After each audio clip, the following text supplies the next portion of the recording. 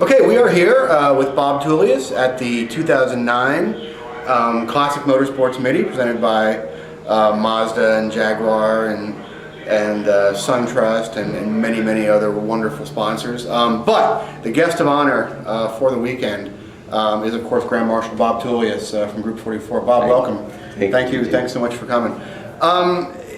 Is this the first time you've seen this many of your cars in one place at one time? Yes, and certainly a big surprise. Although there was a nice group of them at Amelia Island this year, which was about a month ago. But this is the first time I've seen them on a racetrack. I mean, you know, Amelia is a show, just a parking lot type show. Not a parking lot; it's a beautiful show. But here's the first time I've seen them on the track. Actually in anger, and it's a beautiful sound to hear some of them, and certainly the guys that have them and drive them look after them meticulously as they were looked after when we had them, and it's pretty exciting. Do you keep track now? Obviously there are probably a few cars that aren't here. Do you keep track of the rest of those cars? Are they mostly accounted for? Or? Most of them are accounted for, yes. In fact, I'm sure that all of them are, although there's been some that are missing. For example, we don't have anybody that has a Group 44 TR4. Okay. And we only use the TR250 for a very short time, so there's none of those. But for the most part, we know where they are. Cool. Now, just looking over what's here, and some of the very early cars, you know, the TR3s and aren't even here, but the collection of cars spans such a split of technology, from TR3s to GTP cars, and then even an Indy car at the end. What really struck you, you know, as you were sort of progressing through? What was making that shift in technology like through the years? Well, technology is an ongoing thing for every kind of industry, and the motorsports is no different. And as Formula One, for example, developed certain technologies that all filter down into things as lowly as the TR3. You know, when we first started, there were no air dams, for example, now, and they allowed those after a while. And all of that sort of technology, ground effects first began in race cars with perhaps Formula One, but with the Chaparrals, Jim Hall Chaparrals, they worked ground effects cars. All of that technology eventually filters down to whatever level it can attain. You know, you look at the World of Outlaws. For a long time, they never had big wings on the top, and pretty soon they decided that they ought to look into aerodynamics in those cars, and they looked into them very well, and they put them in wind tunnels, and that sort of. We did a lot of wind tunnel work with our cars.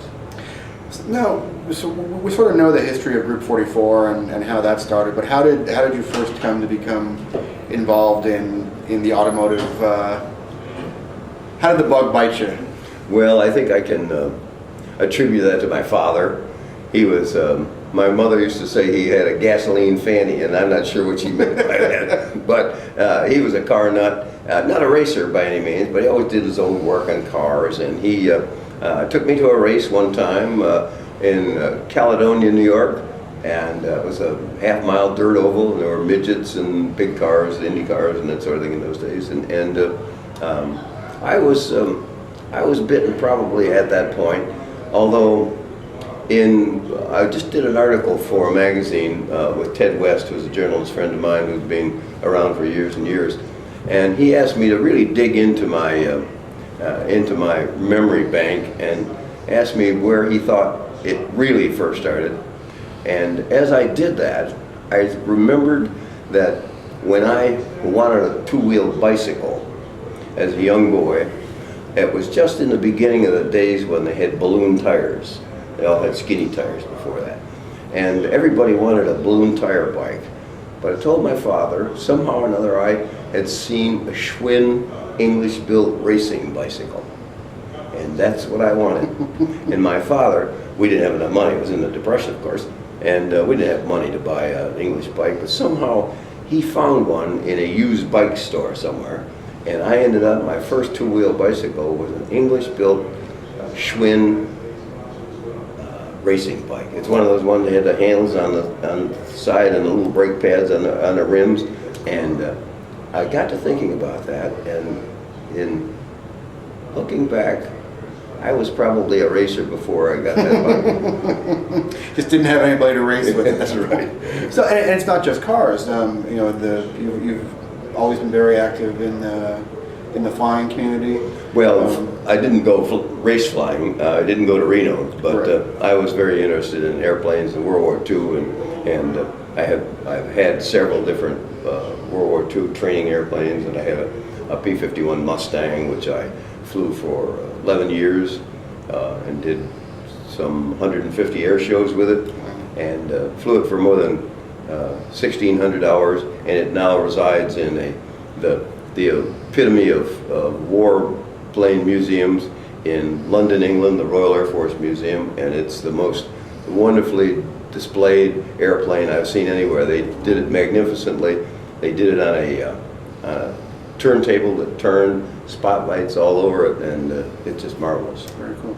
So you were probably the first guy in America anyway to really sort of take racing to the next level, especially the type of amateur racing that we're used to bring a professional approach to that racing. Do you see a lot of your legacy today in Oh yes, sir. I see a great deal of it. Of course, it's been expanded on and changed and moved forward in its intensity by a great deal. But we were by far the first race team in any level of racing. It happened to be in SCCA sports car racing, but we were the first race team to ever do the kind of promotion for our sponsors than anybody did. We did all of what they do today 30 years ago, and we taught the industry how to do that, and they picked up on it very slowly, unfortunately for them, but we were able to sustain our sponsors for years. We had Quaker State for 18 years, Goodyear for 25, and the British car industry ending up with Jaguar for 28 years. And there's no relationship in motorsports that can have sustained that kind of relationship. Why don't I just look